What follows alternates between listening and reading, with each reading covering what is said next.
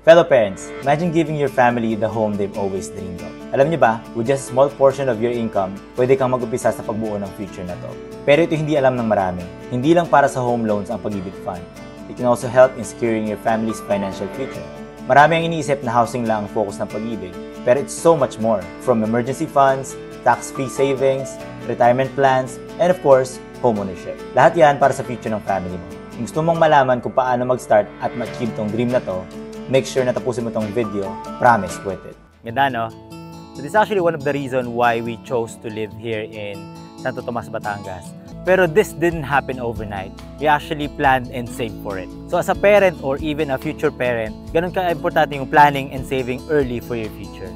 And that's how Pag-ibig Fund can be a partner for you. So let me help you get started with this journey. Alright, the good thing with Pag-ibig Fund is actually government guaranteed savings. You set aside a small portion of your income. Usually, kinakaltas siya ng employer natin if you're employed. And you can use this for getting a loan for emergency, retirement, personal, but most importantly, for getting a home loan. Your savings in Pag-ibig have better interest rates compared to most banks. And it's tax-free. So same with other government benefits like your SSS, your PhilHealth. The Pag-ibig contribution is actually compulsory, which kinakaltas nga sa ating income. Wait lang, may delivery yata ako.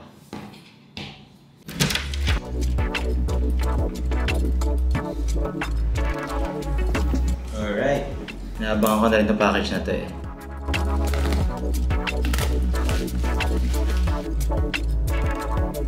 In order to nibel.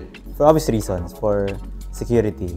And that's what we're talking about here eh, yung idea ng securing your future.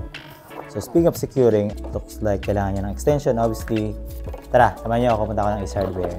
Tapos, continue natin itong usapan na to. So, first step is make sure na makaregister ka sa Pag-ibig. Either punta kayo sa website or go to any Pag-ibig branch. In most cases, yung mga employer naman, may mga forms na sila. If you're employed, then they can help you with the registration.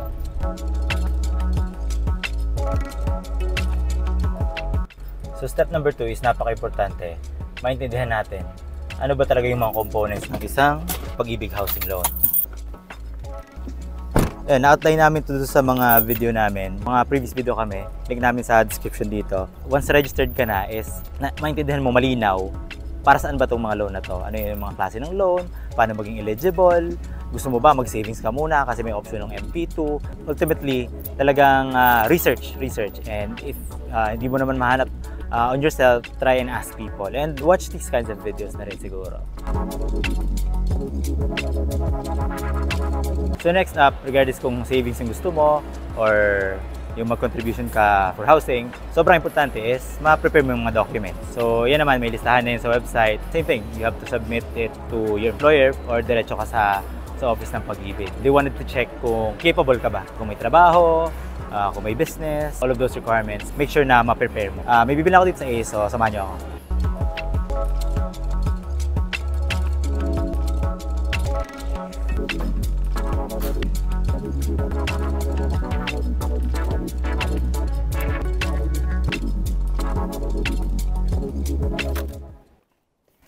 So, speaking of security sa bahay, one thing that we always want to ensure para sa yung family natin. Very importantly, we put a lot of effort into it. Just like what we're trying to emphasize on planning and saving early through Pag-ibig. So kami, we're sharing this as a family who benefited a lot already, most especially on the real estate side of things where we have multiple investments.